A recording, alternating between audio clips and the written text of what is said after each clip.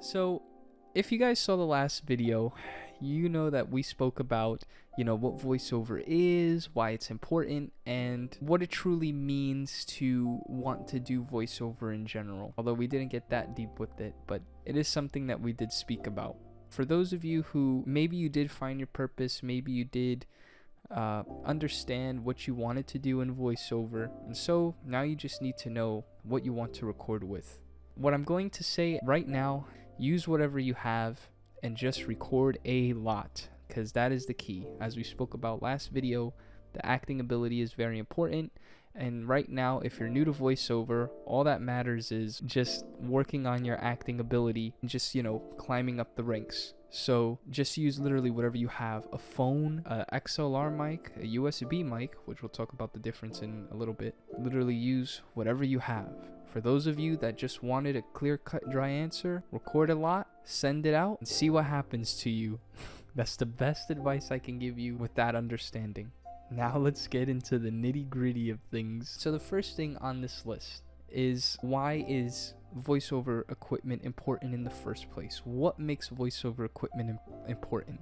Well, it comes down to one thing and one thing only: making your voice crystal clear as much as possible, making it sound like that piece of audio is in the desired space that the director or sound engineer, where they want it to be. That's why having the proper equipment is important. Now, there's a little bit of a debate on what's considered the actual, what is the proper equipment? Now, this is a very subjective thing depending on what you're doing this for.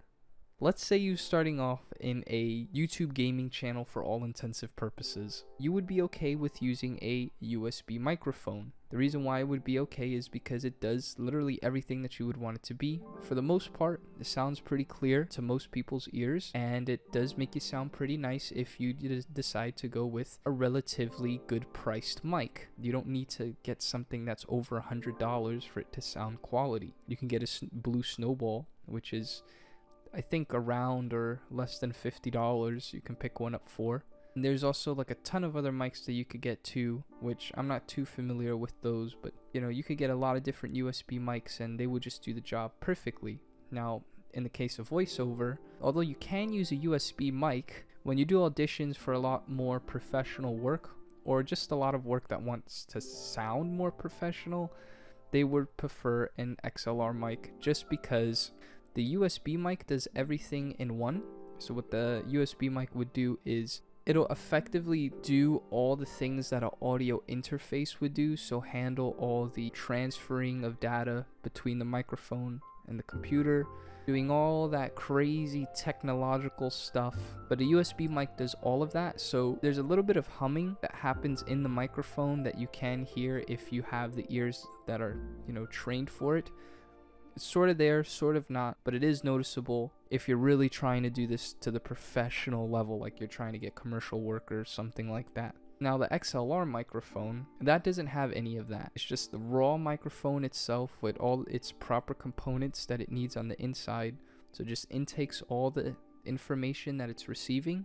And what it does is you plug the XLR microphone into either a mixer or a audio interface. And the audio interface / the mixer, what it'll do is handle all the things that needs to be handled in order for the data to be transferred from the microphone to the computer without there being, extra noise, extra humming, extra vibration inside the actual microphone itself. So that's why an XLR microphone is very sought after in the voiceover space. Now let's say you have the XLR microphone, and let's say that you do have an audio interface. Well, what does the audio interface actually do?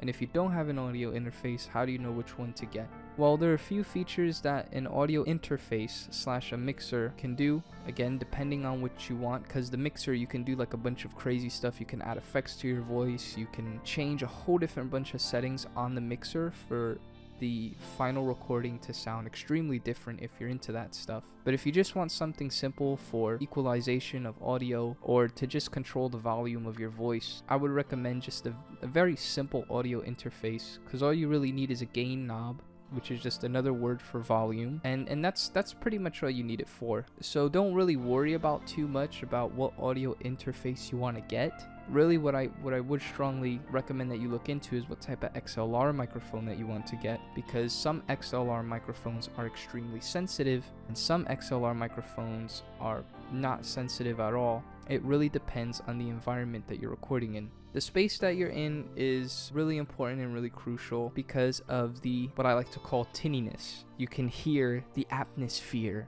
I know that sounds really strange, but I'll explain it this way. Somebody in sound engineering, their job is to pretty much make whatever it is, whether it be the show, the podcast, whatever it might be, sound as convincing and real as possible. So their ears are trained to pick up very precise information and very precise things. You want a very clean, sturdy, professional work. You want the best quality as possible. So you need to treat your room in order to get the most out of your microphone. So what you pretty much want to do is to treat your room is just make sure that the walls are all covered in sound absorption foam, or if you have like really thick blankets or pillows, you can, put that around as well, which is why I recommend the smaller the space, the better. If you have a small closet that all you can fit is your microphone and your computer, that is golden. So I would recommend that if you can get like a pretty decent sized space, whether it be a small closet or just a section of your bedroom or just something, really try to make it the best that you can possibly make it.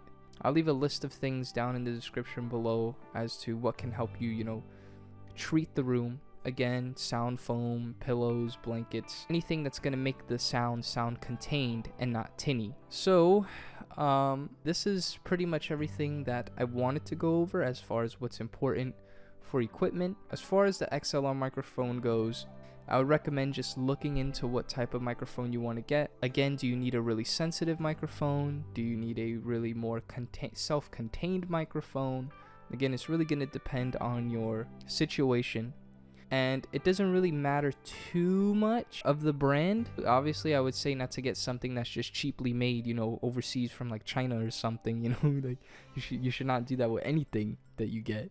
Let me rephrase it. You shouldn't do that with anything that you're going to use for a very important purpose. You shouldn't just buy it off of wish.com or something like that. So really just make sure that what you're getting does the job right. It's sturdy. The microphone I personally use is the Boya BM800. That's what I use specifically. And the audio interface I use is a Focusrite Solo, I think it is called, Scarlett Solo. I'll leave the links down below if you guys are interested in those and you could check it out for yourself. Don't be afraid to really do what needs to be done. Again, if you have even a cell phone, just something to pick up your voice, start with that, and don't let the quality discourage you from doing the voiceover that needs to be done. So yeah guys, that's pretty much all for this video. I hope you guys did enjoy. It was a little bit on the shorter side, but you know what, short and sweet. I like it.